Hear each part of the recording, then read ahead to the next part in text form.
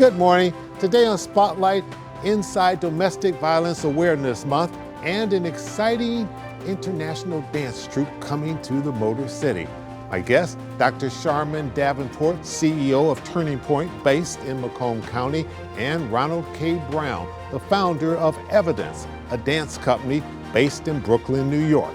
It's Sunday, October the 19th. I'm Chuck Stokes, and this is Spotlight.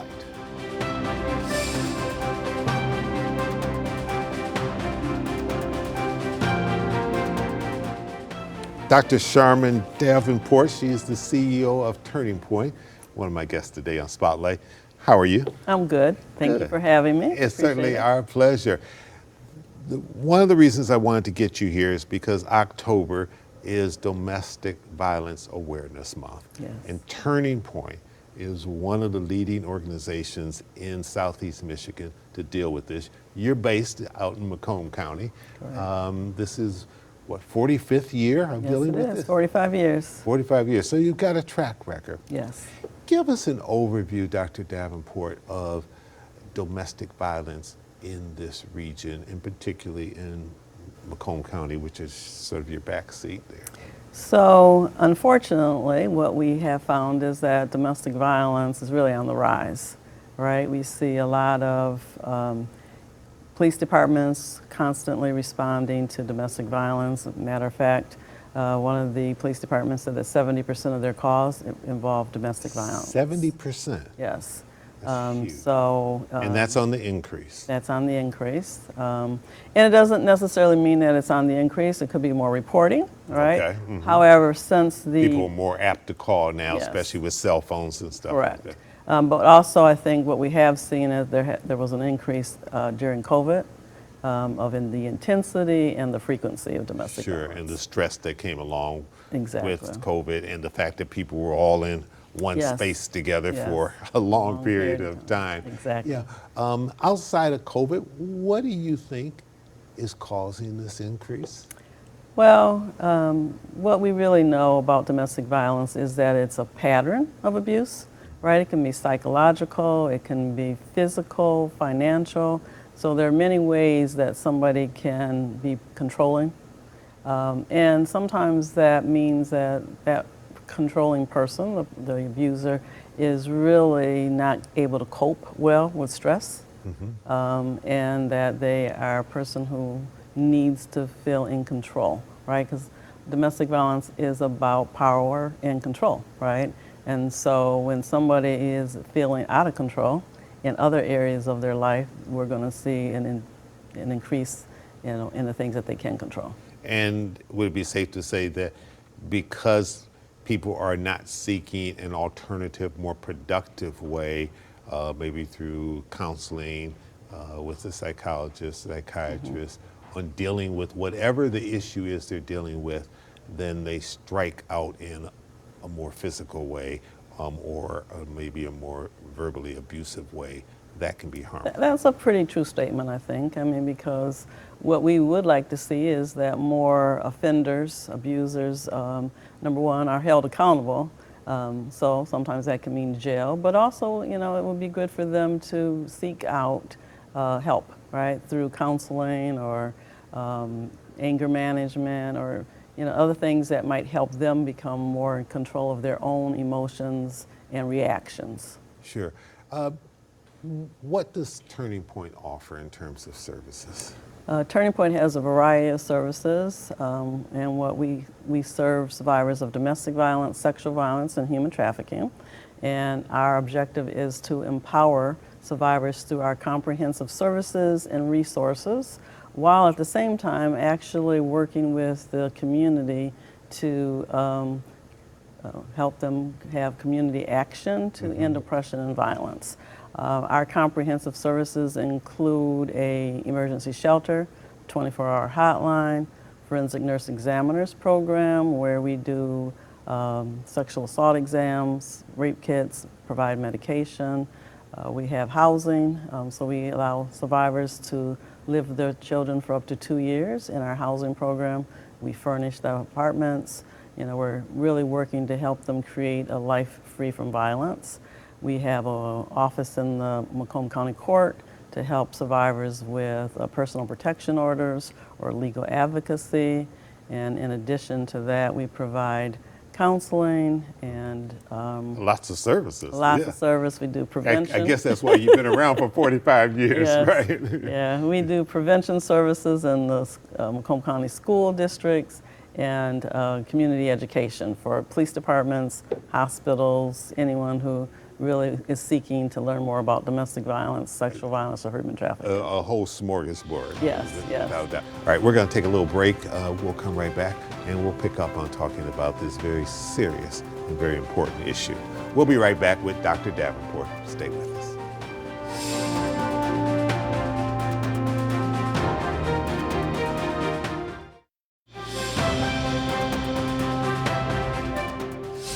Welcome back to Spotlight, talking to Dr. Sharman Davenport. She is the CEO of Turning Point, based in Macomb County, one of our leading nonprofit organizations that deal with domestic violence and all sorts of other things. Is the abuser of domestic violence usually a male, but not exclusively a male? Would that be safe to say? Or, That's or definitely have I done a bad stereotype here No. that I shouldn't do? That is definitely safe to say. Typically, your abuser is going to be male. However, there are also female abusers. And we, in a Turning Point, we will take men, women, anyone who comes who is a victim of domestic violence is able to utilize our services. Sure. You know, typically what we find is that maybe it's like 1 in 4 women, 1 in 7 men who have been involved in intimate partner violence, you know, as the victim. Yeah. How did you get into this business?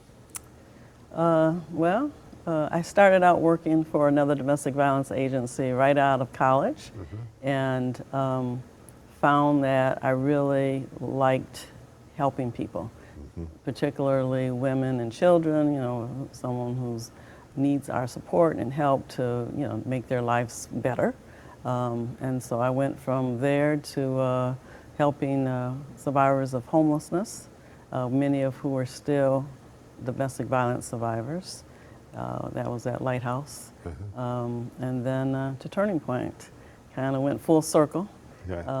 And I really felt like I had something to offer, especially as a clinical psychologist, a person who has developed programs and evaluated programs and kind of worked with this population for over 30 years. Sure. Dr. Davenport, what's the hardest step for people who have been abused to take, and why is it so hard, and what do you provide for them in terms of safety so that when they take that step, they say, okay, I'm in a safe zone now? Yeah. I think the most difficult challenge is actually leaving a domestic violence situation, especially if you have children with that partner. You don't really want to break up the family. You're hoping that it will change. There's always right? hope. It will get better, right? And then sometimes people come to the conclusion that it's not going to change. And what we hope will happen is that they will call our hotline. When they call the hotline, we'll do some safety planning with them and explore what their needs might be. Do they need to leave? If they are going to leave, you know, what do they need to take with them? When is a safe time to leave? Because what we do know is that when a survivor decides to leave the relationship, that is when they are most at risk. Most vulnerable. Yes, Yeah. that is when they're likely to be hurt or killed, you know, because the abuser realizes that they're losing control. So we will talk to the person on our hotline and help them make some decisions that they need to make for themselves. And if they decide they need to leave, then they're able to come to our shelter. Our shelter, you know, we have bedrooms for family member, you know, for the family to stay in together. Correct. And then from that, sometimes we are also able to help individuals get into our transitional housing program. You work closely with the Warren Police Department, and I'm sure other police departments as Yes. well, but they're right in your backyard. They're Right. closest to you. Have you seen a sea change in terms of how law enforcement deals with this topic based upon their own training and education and maybe perhaps services that Turning Point can provide in partnership with them so that they better understand when they go out on a call, this is what it is, and this is the best way to deal with it? Well, we have established a long-term partnership with the Warren Police Department, and we've done training with them as well. So we've recently started an initiative with them. They are calling it Operation Cycle Break. And so they definitely have a different approach to domestic violence situations.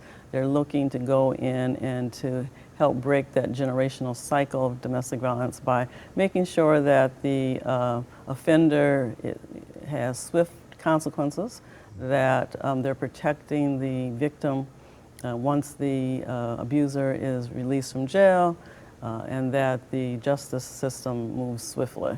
So, and they also are trying to make sure that the offender can receive some type of rehabilitation services. Sure, so, and yes. It is oftentimes generational, correct? It is, Yeah. Unfortunately. Final quick question. We only have about, I don't know, maybe 10, 20 seconds Okay. left. Turning Point has become a national model in terms of this issue. Is that correct? Yes, I would say so. We've been around now for 45 years. We've done a lot of things that were probably seen as new initiatives.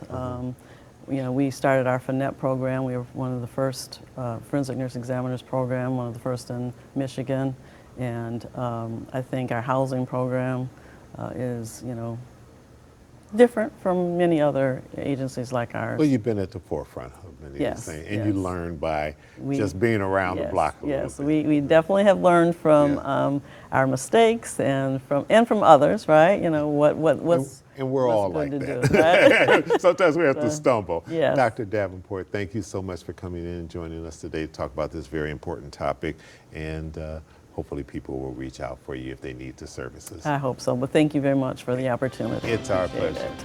And when we come back, we'll talk to the leader of an international dance company that will be coming to the Motor City. We'll be right back. Stay with us.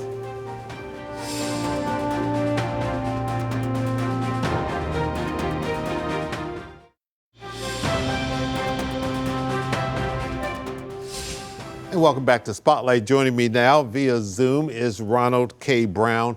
He is the founder of Evidence, a dance company based in Brooklyn, New York. Mr. Brown, how are you doing? I'm doing great. How are you? I'm very good. All right, you are a Brooklynite. That's where your dance company is based, but you go all over the world because of the profession that you're in. But we're lucky enough to have you coming to the city of Detroit and to the Charles H. Wright Museum of African American History, one of our true gems in the cultural center here. You're coming in about a week or so. I think it's for October 24th and 25th. Tell us a little bit about why you're coming and what people should expect from your dance company. So I'm coming with my company to perform at the Wright Museum. We're so excited to bring dance with a few things to bring. A piece, One Shot, celebrating the work of Charles T. Harris, who worked in Pittsburgh. Really prolific choreographer, photographer. Music of Ahmad Jamal, Murray Lou Williams, Billy Strayhorn. And so there's a celebration of jazz and culture that the audiences will see when Evidence comes to Detroit. We're so excited. Very good. If you had to describe in terms of genre this dance for someone that maybe is not familiar with your dance company, and I know that's probably a few people, but how would you describe it? So it's contemporary dance, but with a lot of influences from West Africa and the Caribbean. So the vocabulary is vast. Right. It's Ballet and Western techniques, but also traditional techniques. I get the impression from a little bit I saw online that your dance company and its performances is a lot of energy. Yes. A lot of energy, a lot of passion, a lot of storytelling. Very good. And for this particular performance, tell us a little bit about the story, what you hope people get out of this. So One Shot, you'll see images of Charles T. Harris, of family, churches, and and life. So really celebrating legacy and love. And so when audiences come, they'll see a celebration of love and the Most High. Absolutely. What is the give us some idea of the preparation that goes into giving these type of performances. How big of a troupe is it in terms of what's coming to Detroit that people will see at the Wright Museum? Give us a little feel for that. And so we're traveling with 9 dance artists. We work 6 hours a day, rehearsing, preparing for Wow. performances, and we have been to, I believe, 48 of the states here in the U.S., but all around the world. And so we work hard, and I've had the company for 40 years, and so it's amazing that we are about to come to Detroit for the very first time. Let's go way back. You actually were a dancer yourself at one point before you went into all the leadership roles, correct? Well, I started the company when I graduated from high school, so I didn't get a chance to perform until I had my own dance company. Uh-huh. But I've danced for other people um, as I uh, got my craft together and could have a company that could last this long. Uh-huh. Very good. I know it's a lot of hard work. We're going to take a little break. We're going to come right back, and I'm going to talk to you a little bit more about why dance is so important in terms of the cultural arts and what hopefully people get out of seeing people perform at the highest level of dance. We'll be right back with Ronald K. Brown right after this.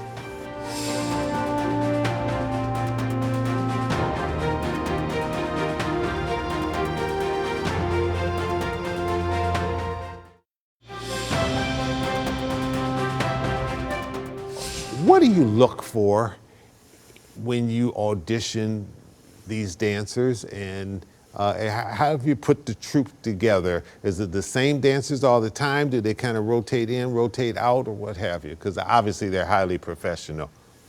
So I look for dancers who are agile in their training so they can do West African material, traditional material from different places, as well as Western dance forms. So someone who's talented and agile. Sure. Mr. Brown, uh, talk to me a little bit about the importance of having the cultural arts as part of our society in the midst of all the other chaos and things that are going on now and world debate over all types of issues. What role do you see as the cultural arts playing? I think the cultural arts are really a source of light for society. And so when things are upside down and there's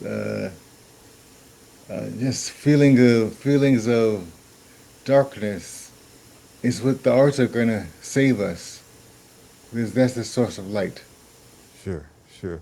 Um,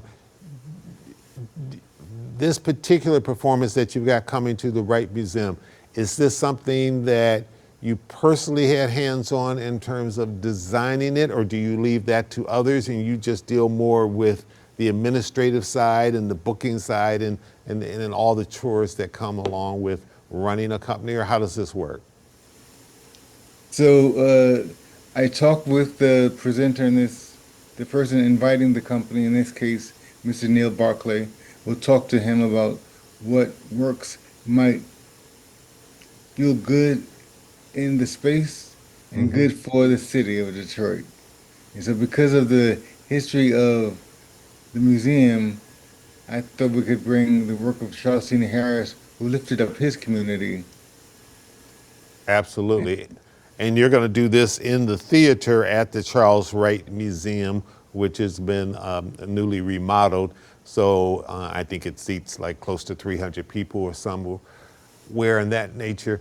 So it's obviously kind of an intimate setting to be able to see dance rather than at some gigantic venue where you may not be close to the dancers. What do the dancers get out of that, and what do you think the audience gets out of that? So dance for me is really a conversation with the audience, heart to heart, spirit to spirit. So in an intimate space, that can happen even more significantly because the audience can see and feel the dancers and see them breathing and see their eyes and their faces. So we love being in intimate spaces too. Sure. What's next for Evidence, the dance company based in Brooklyn? You got some long-range goals that that maybe you want to telegraph now and give us some idea of what the future may hold? Or So after we travel back to Brooklyn, we have our home season in Brooklyn at the Billie Holiday Theater in November. Long term, we have a trilogy I'm working on. I have a piece, Grace, another piece, Mercy. The next piece I'm going to build is Faith. I'm looking forward to working on that in the near future. final question, do you ever feel as the director of a performing arts company that you run out of material?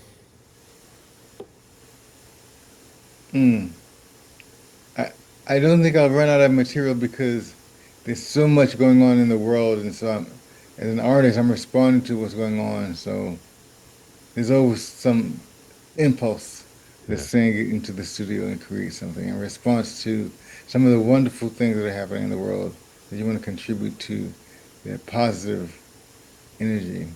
Absolutely. Quick final question. I'm assuming you've been to Detroit before and to the Wright Museum before, or is this the very first I time? haven't been to the Wright Museum, but I've been to Detroit. I taught, set some work at Wayne State some years ago. Okay, which is right around the corner from the Charles Wright Museum there. So you'll be in familiar territory. I think you're going to love the Wright Museum, especially that beautiful rotunda floor that they have there, as well as the newly remodeled theater. And our kudos to Neil Barclay for having the wisdom to bring you in. And if people want to get information about this, I assume all they have to do is go to the website of the Wright Museum and they can get tickets and other stuff, correct? Yes. Very good. The ticket sales for students are $17, and for seniors, $38. Very good. Mr. Brown, thank you so much for joining us. Best of luck in all that you're doing, and we look forward to your safe travels to Detroit. Thank you, sir. It's our pleasure. And I'm Chuck Stokes. We'll be back next week with more newsmakers in the spotlight. We hope you have a great week.